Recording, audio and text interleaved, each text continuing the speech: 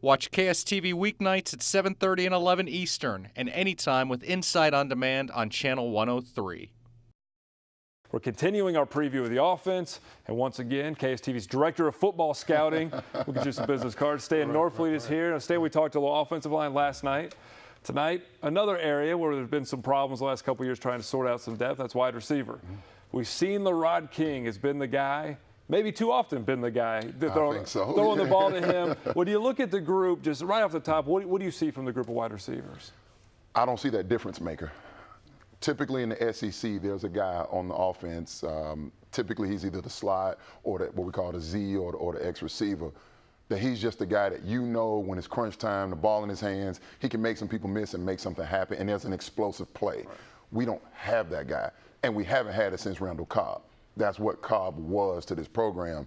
I see a group that has been through the fire. They've got, obviously Fields and King have seen the battlefield, but I'm just not seeing the production.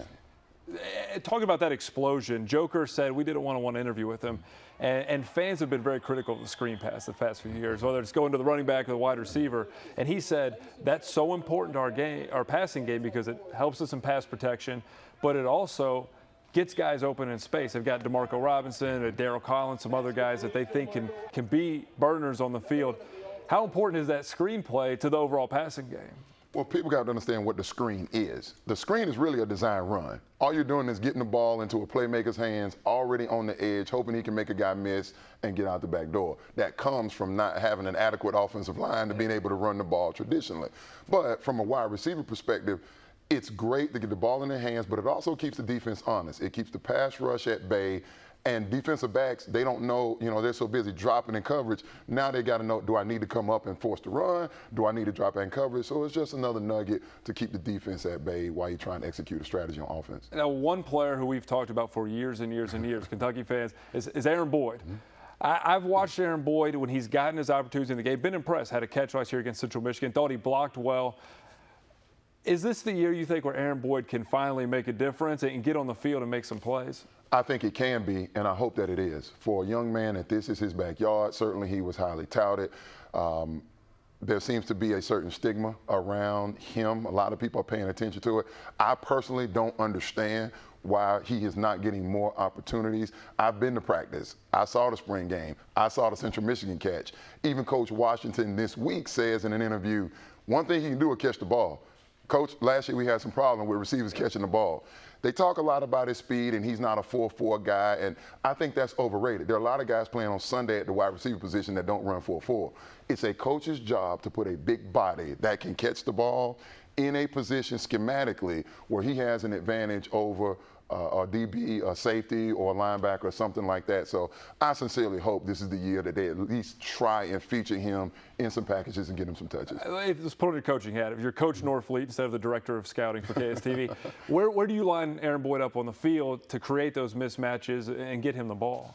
Well, I line him up at a few spots. I never line him up in the slot. I line him up in the outside at a Z or an X receiver. I motion him in. Sometimes I line him up at like a two-tight formation, so maybe you got Allmill on the line of scrimmage and Boyd is stacked behind him where he's a motion guy, and now that safety has to come down or one of those linebackers has to expand and cover Aaron Boyd, and that's a mismatch. He might not be able to run past corners perceived, but he can run with and run past linebackers and safeties. Now, LeRod King, of course, has been the guy, like as we said, almost to team's detriment. Last year, too often focusing on LeRod King throwing the ball, but he can make plays. He's a guy that moved the chains for them. As a senior, some services say he's a guy that can be all SEC. Do you think he's an all SEC type of player, and maybe an NFL type of guy? I think he'll get a crack in the league for the same reason that we talked about on the offensive line. Once you've seen enough plays in the Southeastern Conference, that warrants some very, very close consideration. I don't see him being somebody that gets on the NFL roster and being like a Stevie Johnson, really making a contribution. I think he'll have a shot. He's just behind the eight ball. Like so many of our receivers, he hasn't played receiver the majority of his football career. He's one of those quarterbacks slash athletes slash cornerbacks. UK needs to get in. I used to talk to T. Martin about this all the time. UK needs more true wide receivers that has gone to these passing camps and these catching academies, and that's his specialty, catching the football. And with DeMarco Robinson, for example, you're starting to see more of those guys.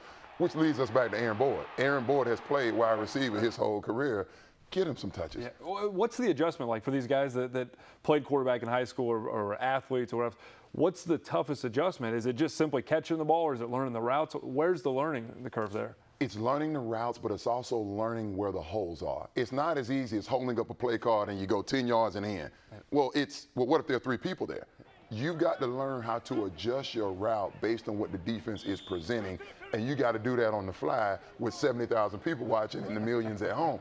It's not easy to do, but that's why Coach Washington and Coach Phillips make what they make, because it's their job to make that pattern recognition second nature for those guys, and being on the same page with Matt Smith. Now that we know that Matt, is the quarterback, they got to get one-on-one with him and spend a lot of time, because some of it is just feeling. You just got to know that I'm going to break off my route and Max is going to put the ball right there. And it's not going to be that much or too difficult to be better than last year, so hopefully we'll see some progress out of those guys. Let us hope. Stan, thank you for being here.